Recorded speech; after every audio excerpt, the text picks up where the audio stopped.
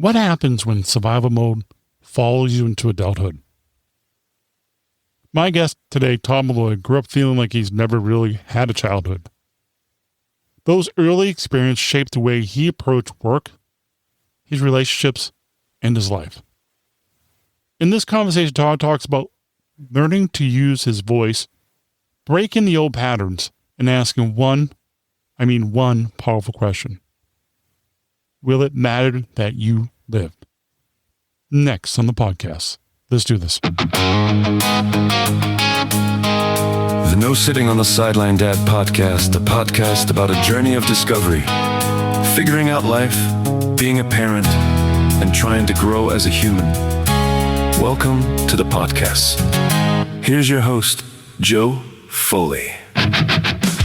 Welcome back to the podcast. I'm your host, Joe Foley. Thank you for being here. This podcast is about fatherhood, personal growth, and staying engaged in your own life. Today I'm joined by Todd Malloy. Todd is a licensed marriage family therapist, certified sex therapist, and founder of Inner Peace Counseling Center. Before becoming a therapist, Todd worked as an engineer and built a successful corporate career. But over time, he began to ask himself whether success alone was enough. In this conversation, Todd shares what it's like growing up without a father, feeling like he had to become an adult way too soon. And that's a lot of children have to deal with that. We're talking about how childhood survival patterns can follow us into work, relationships, marriage, intimacy, parenting, and everyday life. Todd also explains why people stay silent, why asking for help is a form of strength, and how using your voice can begin to change your life. We also discuss Toddism's man cave conversation, what it means to build a life worth celebrating, instead of simply just trying to get through the day. Todd's story raised a question many people never stop long enough to ask. Are you truly living? Or have you simply become very good at surviving? Here is my conversation with Todd Malloy.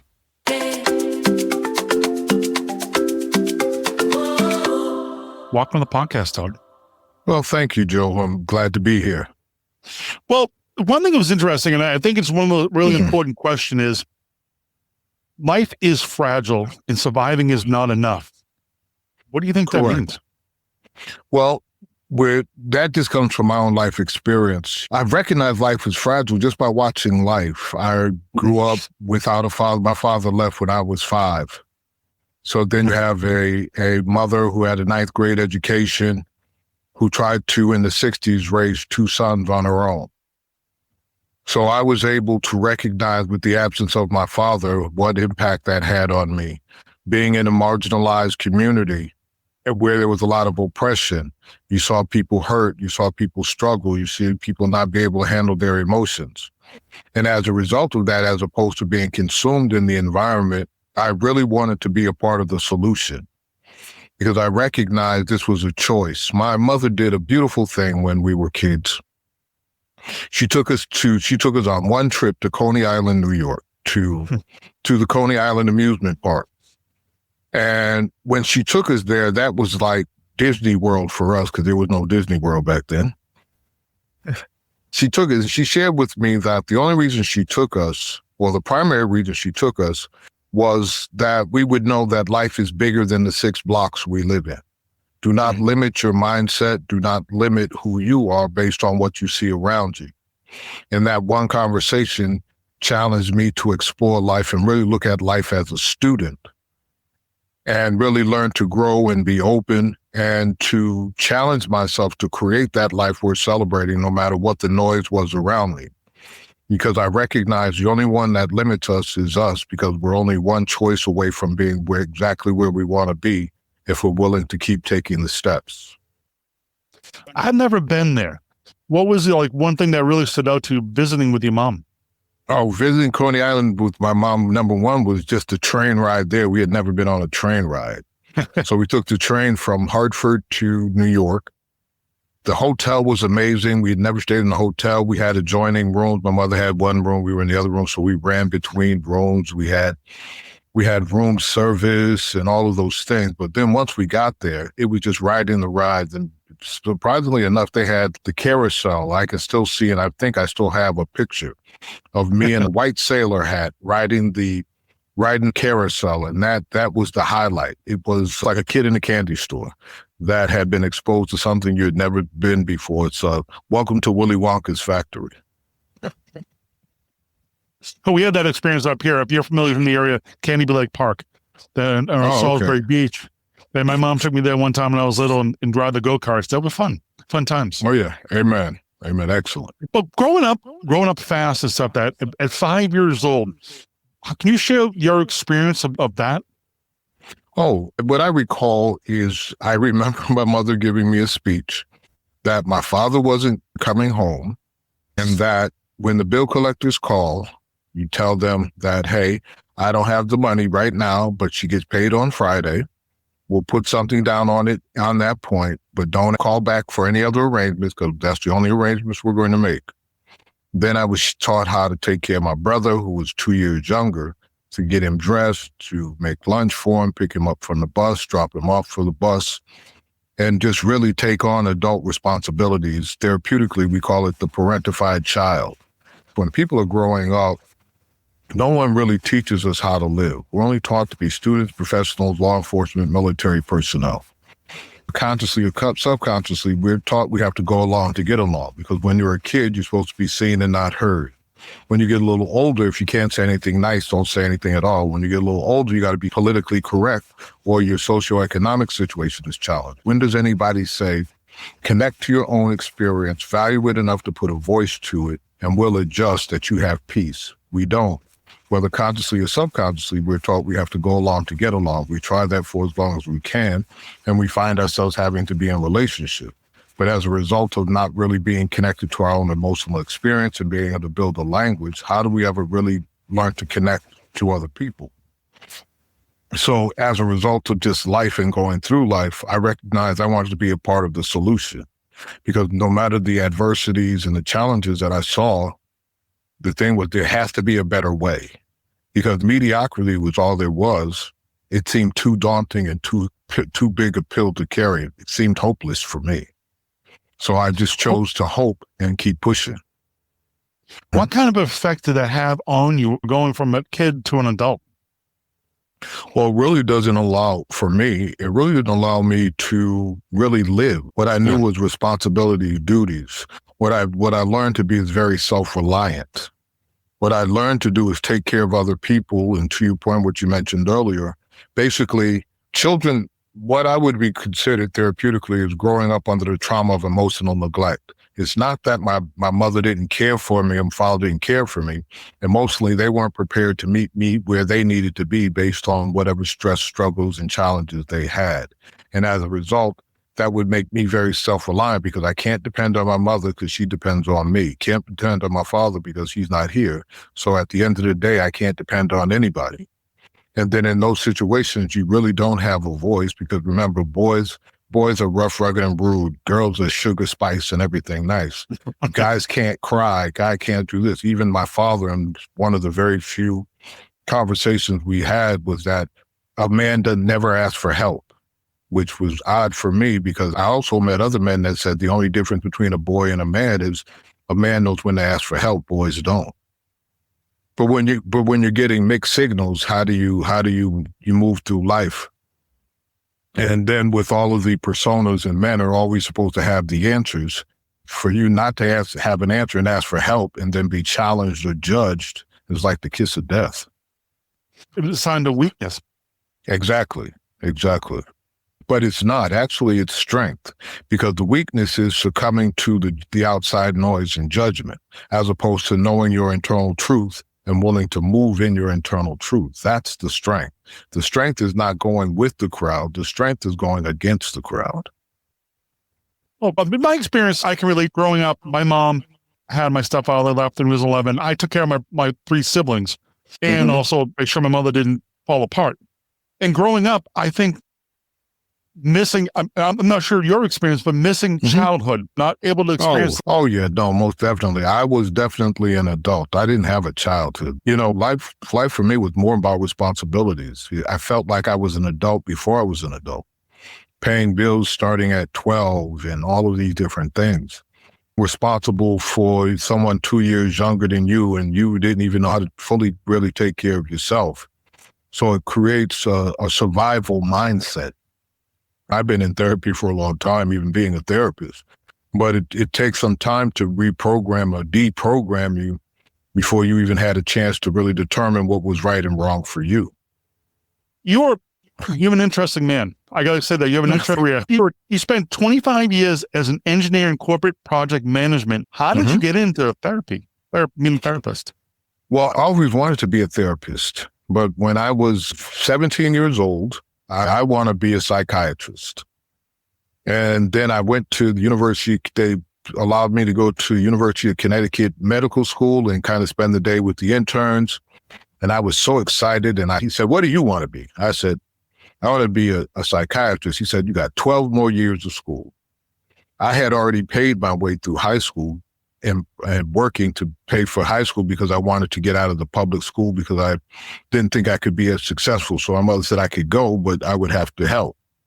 Oh, wow. So I did that. And then, but at 17 years old, you're not really aware of college and monies and all of those things. When he said, "Hey, it's going to be 12 years of school," I said, "I don't have that kind of money." And then I had my uncle who worked as a draftsman said, "Hey, why don't you go to school to be an engineer? You're good at math and science."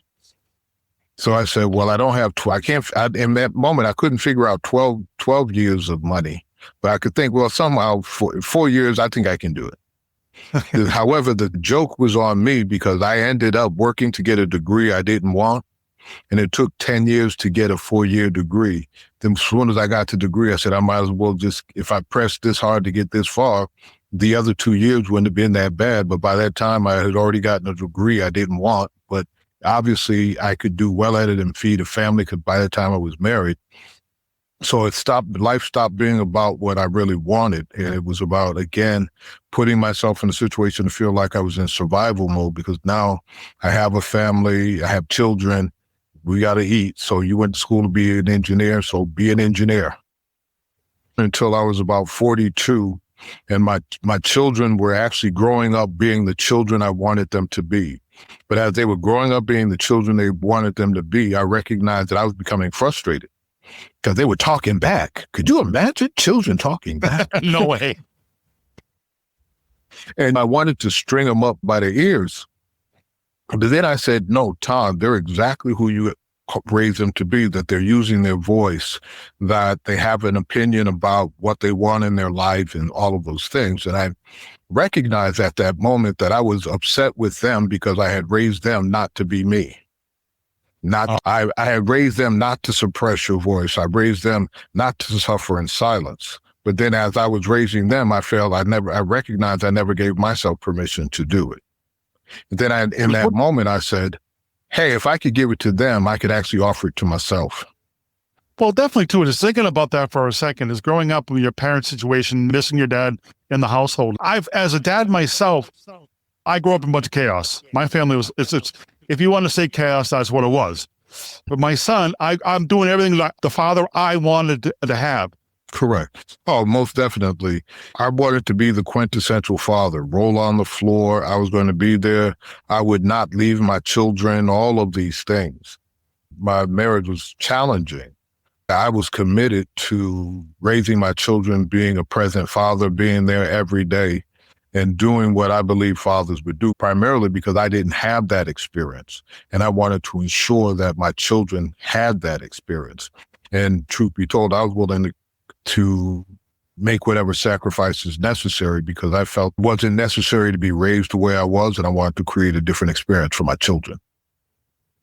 Well, survival mode. And I really want you to talk more about that because when the other shoe going to drop? He's going good. When's the other shoe going to drop? Correct. And that's, you said earlier how there's similarities between our lives, and that's what it was. What's the next shoe to drop? Because it seemed like there was always something. It was very seldom a calm moment. Either my father called and disturbed my mother's well-being, and then she disturbed our well-being.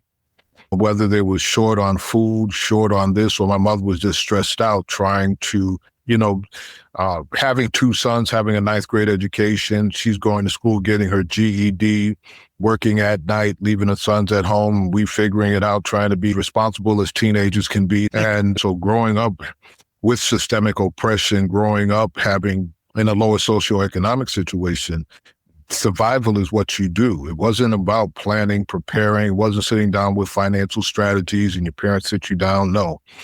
So then as we grow and then we want to take on families, how do you not have that same mindset?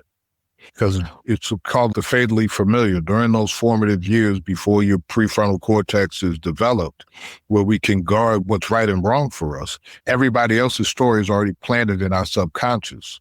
So now that subconscious is what actually runs us. So whatever pre-programming we got in our family of origin can play out in our marriages, because people fail to recognize your first intimate partner is your family of origin, not the first person you slept with. Oh, interesting. What I'm sharing is that, remember, when you were a kid, all of your emotional, physical, mental, spiritual needs came from your parents, correct? So if they're taking care of all of your intimate needs, that makes them an intimate partner. Because equally so, we want a person to nurture, care, and foster us and cultivate us as partners, not necessarily as parents, but as partners. The only separation is the sexual relationship. But outside of that, the want, the need, the desires, the not wanting to disappoint and looking for them for support and encouragement are the same. So that's why I work on showing clients how their perceptions of love in marriage were cultivated in their birth. However, but as an adult, they may need to change something because they're basing it solely on the experience they had from their home. And what I share with people all the time is, as rocket ships go to the moon, unnecessary pieces fall off. However, the mindset that we get from our home, we always carry it. So think about the people get married and says, well, my house did it this way. My house did it this way. My parents did it this way. My parents did it this way. Actually, we should blow up both models, because neither one of you had any power or authority on the structure of your parents' house. So therefore, we, as opposed to trying to follow what would be considered a traditional model, it should be more of a customized model. What do you mean? Customized meaning I know myself well enough to teach you how to care for me. And in turn, I'll be a student to learn how to care for you. And in turn, we will create an environment where we can both thrive based on the nuances of who we are. The original traditional model didn't take into account the change in society, the nuances that people have. So we can't replicate each other. We're not made in a machine. We're actually people with feelings, emotions, and experience. We should allow our uniqueness to be a part of whatever construct we create. Well, communication, like different backgrounds. My experience is, especially intimate relationships with partners, especially when I was married, was always trying to make them like me. So I'd always try to be nice to them, try to win, like always feel like I was trying to win them by do good deeds. But exactly, exactly. That's the trauma of emotional neglect that we didn't get as a kid. It's performance-based. I'll show up for you, I'll do these things, and in turn, you will see me, you will acknowledge me. In turn, we're looking for a type of acceptance. But then when we don't get it, that sends us on a spiral, because it's just like, so when do I get chosen? When does anybody see me? When does anybody value me? Until we learn how to use our voices, we're stuck with that. And then that either erodes our character or leads us towards divorce. Because you can't stay in a painful place where you just numb. I have quite a few couples or individuals I know that have just accepted their situation, and that's their choice. You do have options. You don't just have to surrender. What do you mean by using your voice, though? What I'm sharing is what I do is oftentimes I teach people how to connect to their feelings and emotion. You notice what we think on the inside doesn't always come out of our mouth. What we do is we take the other person's feelings into account, and we try to massage the conversation to not hurt their feelings. But I always share with people, how do you take distorted or diluted information and get to a real place? Whatever. No, I want to touch on it, because I think that's a really interesting what you just said. I'm sorry, I didn't mean to interrupt you, Todd, but I think it's really interesting. Is the best conversations, and you made me think for a second, is unfiltered. Say exactly what's coming. What's instead of filtering, like you said, massaging. I'm like, the best conversations I've ever had was unfiltered. Correct. And that's what I recommend people doing. Because what I share with people is our communication starts from internally, not externally. Mm-hmm. Someone says something, we have a perception of what they say and what they mean. However, if we have an adverse feeling, a feeling that we're not comfortable with, before we respond, we should ask for clarity. Hey, because remember, we always know how we want to feel, whether you're with the strangest of stranger or the most intimate partner you have. You always know how you want to feel. Anytime you don't feel the way you want to feel, you should always ask a question. Why? Because feelings deceive us. Just because I feel some type of way doesn't make it true. What do you mean?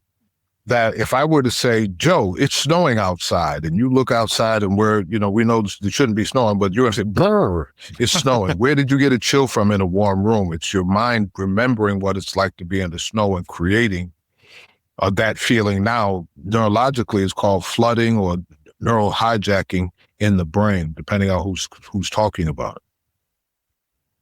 But with that flooding going on, what we have to do is say, hey, are we talking or are you yelling at me? I'm trying to figure out. Ask for the clarity as opposed to picking the emotion, because our perception is not the other person's truth. So when we're talking, anytime you feel adverse or challenged, you should just say, hey, I know you love me, but I can't feel it, smell it, taste it, or hear it in the conversation you're saying. So before we go any further, are we still in love, or can you show me where the love is so I can actually hear you, so I can be a part of it? Because I can't hear you if I can't comprehend the words that are coming out of your mouth, or I have adverse feelings, because that will distort what I'm hearing and create a disconnect. Also, in that, when you have, and I only say this for righteous people that have no motive or intent to do harm or ill, what I share with you is we all choose how we're impacted. Nobody determines how we're impacted. So what it is that if I have a pure motive and no intent to harm you, why would I count hurting your feelings as a factor? I have no intention. Now, if you tell me I hurt your feelings or I said something out of pocket, what I would say, I apologize for what I've done to make you feel that way. That's not my intent. What created that misinterpretation? You tell me, I apologize for that. Let me restate what I'm saying. Here, this is what I'm saying. And again, there's no harm intended. But if that person can't let it go and their other person is trying to make their perception your truth, that's not an argument you can win, because you cannot defend a construct you never created. That's something the other person is dealing with themselves, and they would have to work that out. That's not your responsibility. The one who controls your emotions controls you. If you don't control your emotions, you're out of control. It has nothing to do with anyone else. Well, some men often confuse sex with intimacy. Well, sex is intimacy. Sex can be intimate. Sex cannot be intimate. I would think it would be more intimate when you take the other person's feelings and emotions into account. Make it a shared experience as opposed to an individual mission. Almost like a task, do you think? Yeah, let's check the box. Let me do it to get it done. Or, hey, I'm in here for my own selfish motive and means. I'm not really considering the other person. You just happen to be here. I think maybe erode relationships that way too. Oh, yeah, very much so. Very much. Remember, intimacy, sexual relations are, when it's good, it's only 25% of the relationship. When it's not, it could be as high as 75 to 85% of the relationship. Because when intimacy is off, it also has an impact on communication.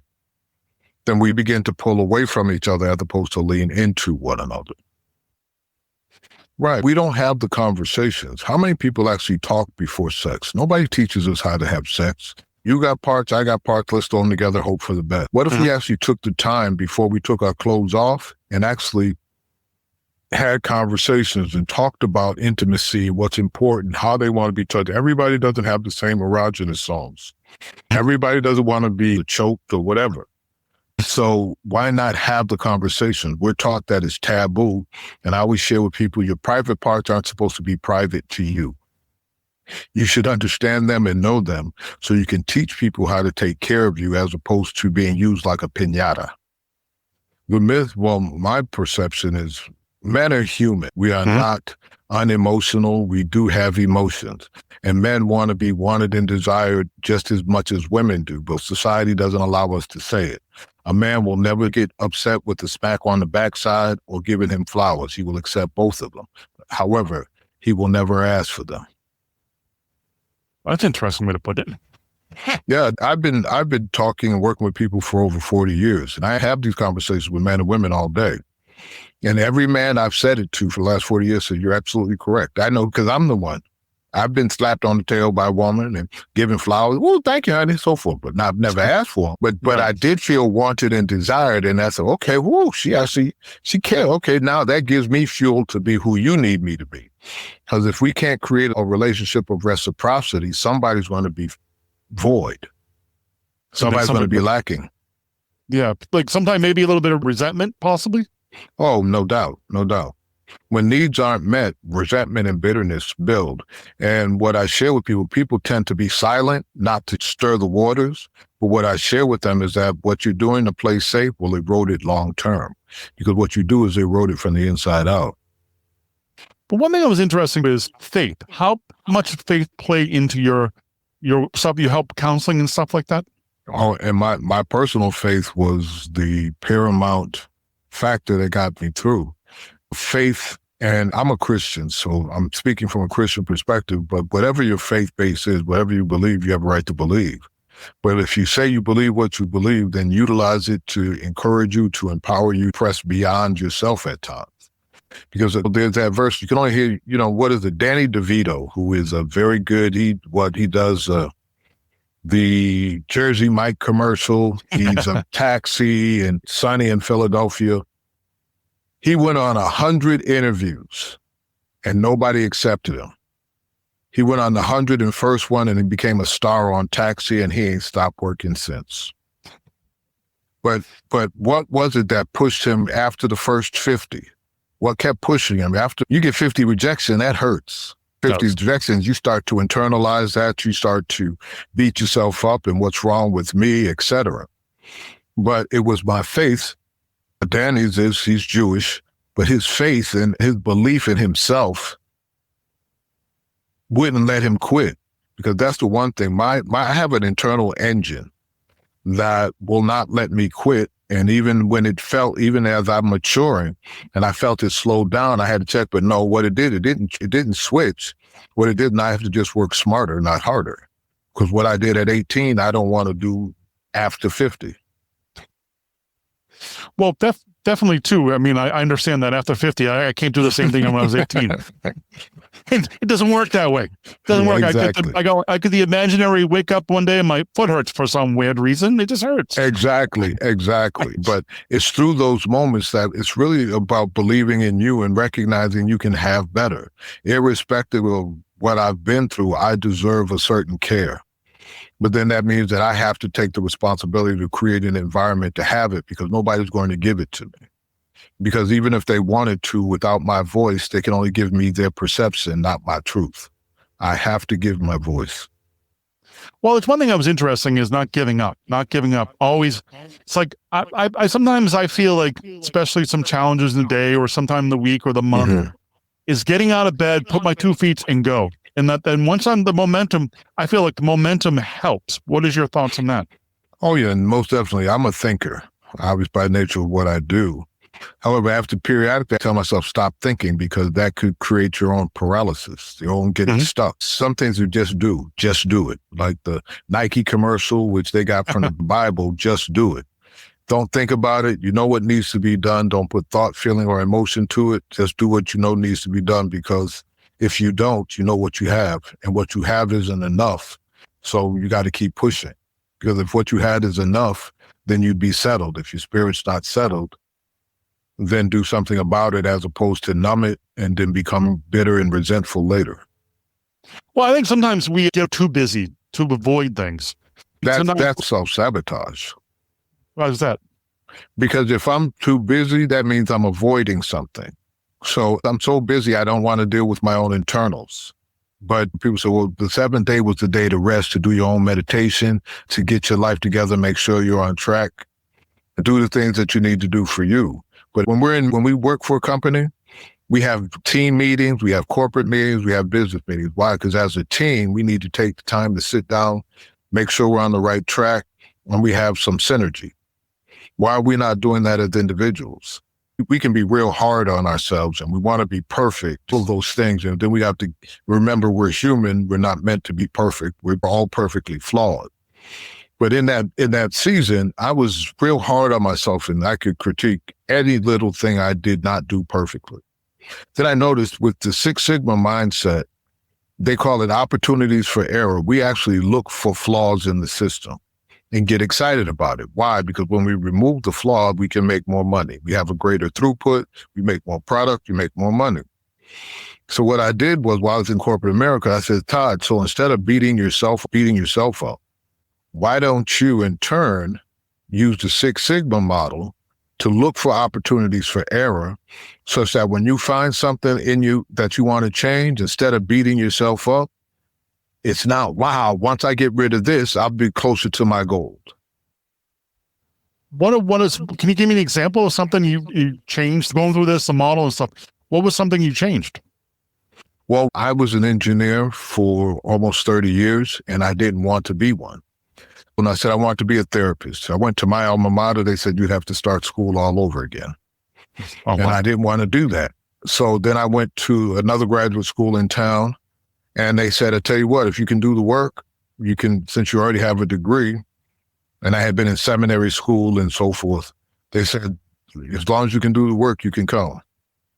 Oh, so nice. From that moment, I jumped in, I learned, I grew through the learning curve, worked full-time as an engineer, had a full-time family, went to graduate school full-time. Then for 3 years, that last year was the Hades year, where I had my engineering job, I had my family, I had graduate school, and I had clinical. That means I was seeing clients and all of those things, and probably lived on 5-hour energy too long. But I made it through because I recognized if I did not, all I would have is mediocrity. So, but I did that for 5 years, for the last 5 years of me being here. He said, sit on the side of the bed, slumped over with your head down. Then you just say, time to make the donuts. And I could not imagine doing that for another 30 years. And if I wanted change, I had to be the agent of change that I needed. No one's coming to save you. If your parents could have saved you, they would have made it perfect before you left the house. The fact that they didn't means now you have the responsibility of creating the experience you want. You have them as a baseline, as a foundation to create a frame of reference, but now life is about exploration and wonder on your terms, such that you can create whatever existence experience you want. One of the things that were brought to my attention a long time ago, the only difference between Warren Buffett, Bill Gates, and me are the choices and decisions we make. We all got DNA, we're all part of this universe. The only difference is the choices and decisions we make. So if there's only the difference between me and anybody else to be that successful are the choices we make, why don't I start making healthier choices and decisions and honor the truth that's within me, as opposed to listening to the noise around me, letting that shape me, as opposed to my internal truth. Did that make sense? Oh, yeah, that makes sense. Because I was thinking about what you were saying for a second. I was on a drive with my son the other day, and we're driving through the center of town, and we're seeing a lot of the homeless people on the main street. I said, the only difference between me and them is I made a few better decisions. That is it. Exactly. In a room with Harvey Gantt, which is one of the first African-American mayor in Charlotte, North Carolina. And he was sharing on one of his buildings he owns in Charlotte. He had a number of homeless people the building was empty, but a number of homeless people were there. And he walked by it one day and he said, if it were not for God, there go I. Oh, wow. The only difference between me and them are grace and mercy. Exactly. I was curious, what is other things you offer on your website? I know you have, I think is a great one is Man Cave Conversations. Can you explain a little about that? I thought it was pretty interesting, especially my audience. Yeah, Man Cave Conversations, mancaveconversations.com is a website where it's like barbershop talk. Men usually go to the barbershop and we talk more at the barbershop, but that was an environment where I just wanted to get men, 3 generations of men from 16 to 82 where we just talk about life, about manhood, and talk about our vulnerabilities, our frailties, our misperceptions, such that men could talk in truth. And so I created that venue and put that out there such that men would have an opportunity to hear other men and hear their truth and recognize they're not alone. Well, do you think it's important to share? Exactly. You have 16, 20, 30, 40, 50, 60, 80-year-old men, and they were talking from different perspectives.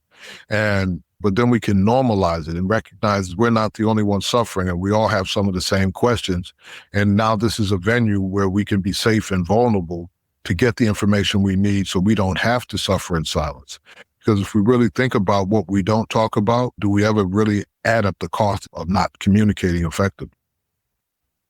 Do you think a large cost for being silent, as a man yourself, the long-term effect? Oh, the long-term effect is dying a bitter old man. That was my fear. One of the things I saw myself becoming the bitter old man that I didn't want to be, and didn't want to eat a bullet at the end of life, thinking that my life was for naught. What limits us is us, so what am I going to do to create a different experience? One thing I was interesting. When I was doing the prep is one thing I think I don't know if you said it or not, or maybe I read it. When I die, I want to make the life. Was it when I die? Would I matter? My life matter? Right. Yeah. My bishop asked said one of the shifts that made me go to graduate school for therapy and so forth was he said, would it matter? He said, will it matter that you lived? And when I thought about it, and I was designing cell phones for Motorola at the time, and I said, if I design one more cell phone, will it really matter? Cell phone. And I said, I want to impact lives. And then that's what motivated me to go back to my profession of choice, be the therapist. I had friends that, why do you want to go back to college? You're successful at what you're doing. My wife at the time looked at me and said, this doesn't make sense. However, no one asked me if I was happy. They just saw the picture. I knew the truth. I knew what was going on with the man behind the curtain. And I had to honor him, irrespective of what everybody else said. I want to share some with you. One time, I was retired party, and I was walking down the street, and I'm sitting on this porch, second floor, looking out to the harbor. And I looked at him going, I want to be him, because right now he looks peaceful. Life doesn't look hard for him. I'm like, he's happy, and I'm stressed out as a father and a dad. Exactly. No, but we learn socially by watching others, and we begin to see that there are options. But the question is, have we really offered ourselves the option to be happy? But if you don't use your voice, how are you ever creating the option for you? Because nobody will ever know. A closed mouth doesn't get fed. Definitely. What other things you offer? What other things you offer on your website? Yeah. Well, on my website, you'll see the concept of Toddism, which challenges people for intentional thought. And then I have book journal and discussion cards on every layer of life about relationships, overcoming adversity, sexuality, personal growth and development, and discussion cards for couples, individuals, and families. So we can start learning, teaching ourselves how to communicate, but most importantly, understand what our internal truth is. Most of us don't recognize we're pre-programmed. We're pre-programmed because we were taught what our mother and fathers wanted us to know based on their construct of life.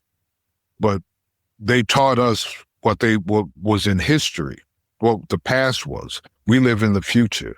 We can use their information as a frame of reference, but we really do need to create our own experience and intentionality about doing it. Quickly, can you explain what Toddism is? Toddism is created by Todd Malloy, which is really a challenge to look at life as a student and to ask yourself questions why you believe what you believe. And I have discussion cards that kind of that guide you through the process. For example, why fear the unknown when the unknown is common? Oh, wow. When we go to bed at night, we do not know that we're waking up. No. However, but if we know we got starting a new job tomorrow, we're nervous and we're panicking and we're all of these things. But hey, you've been winning at the unknown every day of your life. Why is today any different? Why are we carrying unnecessary anxiety? Exactly. That's actually pretty good. I like that one. Well, Todd, wrap it up. Give me another Toddism to wrap it up. Final thoughts and wrap it up. What we talked about today. Okay, well, what it is that how is anyone going to love you unless you love yourself first? Wow. Whatever you're looking for from your partner, are you giving it to yourself? Because if you don't, how are you teaching them to care for you? Wow. That's actually pretty, because that's a deep one, because I think sometimes as men, we have a hard time loving ourselves. Sure. That's the hardest thing to do sometimes. Right. But yet we're expecting everybody else to do it. But if we can't receive it from ourselves, how are we able to receive it from others? If I haven't defined happy for myself, how can anybody else make me happy? Because even if they were, I wouldn't know how to define it for what it is. Definitely. Todd, where they can connect with you, where they can find more about you and all the stuff and all the programs you have? Well, if you simply go to toddmalloy.com, you'll find all my social media, products and services, individual therapy, Toddism discussion cards, workbooks, or even speaking engagements, things of that nature. Todd, thanks for being on the podcast. And I really do appreciate it. And I like the Toddisms. Thank you, sir. Thank you for being on the podcast. And I really appreciate it. Thank you. What stays with me from this conversation with Todd? Here's the question. Will it matter that you lived? That question is not asking whether you stay busy, not asking whether you paid every single bill, complete everyday task, or make everyone else happy. It's asking whether you were present for your own life. Survival can help us get through painful seasons, but survival was never meant to become our permanent way of living. Todd's story reminds us patterns we learned as children may explain how we respond today, but they do not have to control what we do next. Sometimes the first step is using your voice. Sometimes it's asking for help, and it's okay. Sometimes admitting that once kept us safe is now keeping us stuck. To learn more about Todd Malloy, Toddism, Man Cave Conversation, visit toddmalloy.com. You can find all the show notes links in this episode in the podcast description. Also, follow or subscribe to the No Sitting on the Sideline Dad podcast so you don't miss any future conversations.